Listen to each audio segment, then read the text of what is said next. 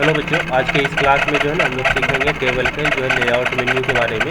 पिछले क्लास में हम लोगों ने सीखा था डिज़ाइन मेन्यू के बारे में, और आज के क्लास में हम लोग सीखेंगे टेबल लेआउट मेन्यू के बारे में। जैसा कि फ्रेंड्स आपको पिछले क्लास में बताया गया था कि अगर हम लोग कोई नया कॉलम वगैरह लेना चाहते हैं तो यहाँ से ड्रॉ टेबल पर क्लिक करके हम लोग नया कॉलम वगैरह ले सकते हैं, या फिर इसी का एक ऑल्टरनेट ऑप्शन दिया हुआ रहता है जो कि आप यहाँ से इंसर्ट कॉलम राइट और कॉलम लेफ्ट पे क्लिक करके भी ले सकते हैं। जैसे कि यहाँ पे हमको फिजिक्स के बाद एक कॉलम चाहिए तो यहाँ से इंसर्ट कॉलम राइट पे क्लिक करेंगे तो राइट साइड में एक कॉलम आ जाएगा। और इसी टाइप से अगर हमको जैसे मैथ के पहले एक कॉलम चाहिए तो मैथ वाले पे हम लोग कहीं पर भी कर्सर रखेंगे और इंसर्ट कॉलम लेफ्ट पे क्लिक करेंगे तो लेफ्ट साइड में एक कॉलम आ जाएगा। और अगर रो वगैरह इंसर्ट करना हो तो इंसर्ट एवर पे क्लिक करेंगे तो ऊपर रो आ जाएगा, और अगर इंसर्ट बिलो करेंगे तो उस रो के नीचे में एक रो इंसर्ट हो जाएगा। फ्रेंड्स आपको हम लोग बताए थे कि यहाँ पे जो है ना हम लोग एक अगर ऊपर में कॉलम चाहिए तो यहाँ से इंसर्ट एवर पे क्लिक करके कॉलम ले सकते हैं। और अगर हम चाहते हैं कि ये सभी सेल आपस में मर्ज हो जाए यानी आपस में मिल जाए, इन सभी को सेलेक्ट करना होगा। उसके बाद यहाँ से मर्ज सेल पे क्लिक करेंगे तो ये सभी आपस में मर्ज हो जाएंगे। जब मर्ज हो जाएंगे तो यहाँ पे आप कुछ टाइटल वगैरह फ्रेंड्स लिख सकते हैं। जैसे यहाँ पे मैं लिख लेता हूँ for example WSM computer institute, इसको हम सेंटर कर लिए फ्रेंड्स।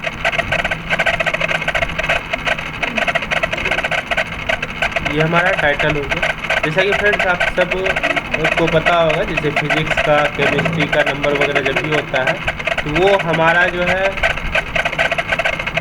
दो कॉलम में होता है। डेट मीन कि एक आपका थ्योरी नंबर होता है, एक प्रैक्टिकल नंबर होता है। तो वैसा ही हम यहाँ पे चाहते हैं इस सेल को ना दो भागों में बांटना, तो आप स्प्लिट सेल का इस्तेमाल कर सकते हैं। स्प्लिट सेल पे क्लिक कीजिएगा और यहाँ से नंबर ऑफ कॉलम 1 ही रहने दीजिएगा और नंबर ऑफ रो को 2 कर लेते हैं। ओके पे क्लिक करेंगे तो यहाँ पे देखिएगा हमारा जो है 2 रो में कन्वर्ट हो चुका है। और हम चाहते हैं यहाँ से लेकर के नीचे तक जो है ना हमको 2 कॉलम में इसको बांटना है। तो इसके लिए हम लोग स्प्लिट सेल्स पे क्लिक करेंगे। उसके बाद यहाँ पे मर्ज सेल्स को हटा देंगे जी, यानी रिमूव कर देंगे।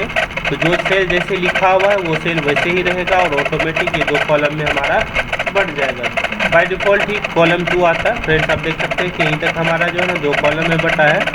कारण है कि हमने सिर्फ यहीं तक के डेटा को सेलेक्ट किया था।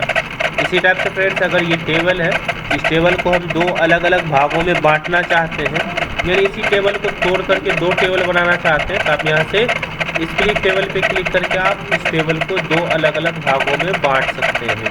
जैसे कि यहाँ पे देख सकते हैं ये टेबल हमारा अलग हो चुका है, और इस टेबल पे जब क्लिक करेंगे तो यहाँ पे प्लस का सिंबल अलग से आपको मिलेगा। जब इस पर क्लिक कीजिएगा तो सिर्फ आपका ये दूसरा टेबल ही सिलेक्ट होगा। Ctrl+Z प्रेस करके इसको वापस मर्ज कर देते हैं फ्रेंड्स। उसके बाद यहाँ पे आते हैं हम लोग, आप देख सकते हैं कि किसी भी कॉलम का या किसी भी रो का हाइट और विड्थ बढ़ाना हो यहाँ से ऑप्शन दिया हुआ है। यहाँ से हम लोग हाइट बढ़ा सकते हैं। जैसे अभी 0.62 सेंटीमीटर इसका हाइट है, हम बढ़ाना चाहें तो इस टाइप से बढ़ा सकते हैं। और इसी टाइप से किसी भी कॉलम का अगर साइज घटाना बढ़ाना हो तो आप यहाँ से घटा बढ़ा सकते हैं कॉलम का चौड़ाई। ये हम बढ़ा रहे हैं जी, अब घटाना चाहें तो इस टाइप से यहाँ से हम लोग घटा लेंगे। यहाँ पे जितने भी कॉलम है फ्रेंड्स हम चाहते हैं कि ये सभी कॉलम जो है इक्वल साइज में हो जाए। तो इसके लिए हम लोग यहाँ से फ्रेंड्स डिस्ट्रीब्यूट कॉलम करते हैं और डिस्ट्रीब्यूट रो से जो है एक जैसा साइज बन जाता है। हम यहाँ पे दूसरे टेबल में करके दिखाते हैं, एक नया टेबल ले लेते हैं फ्रेंड्स जहाँ पर कि आपको सही से समझ में आएगा। उस टेबल में नहीं समझ में आने का कारण है कि अलग अलग सेल को हमने मर्ज वगैरह कर रखा था।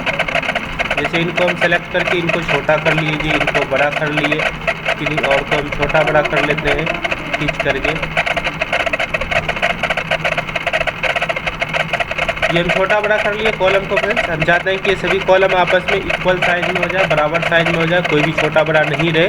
इसके लिए टेबल लेआउट में जाएंगे और इसके बाद यहाँ पे एक ऑप्शन दिखेगा आपको डिस्ट्रीब्यूट कॉलम दिख रहा होगा फ्रेंड्स। यहाँ पे डिस्ट्रीब्यूट कॉलम पे क्लिक कीजिएगा तो ये सभी कॉलम इक्वल साइज में हो जाएगा।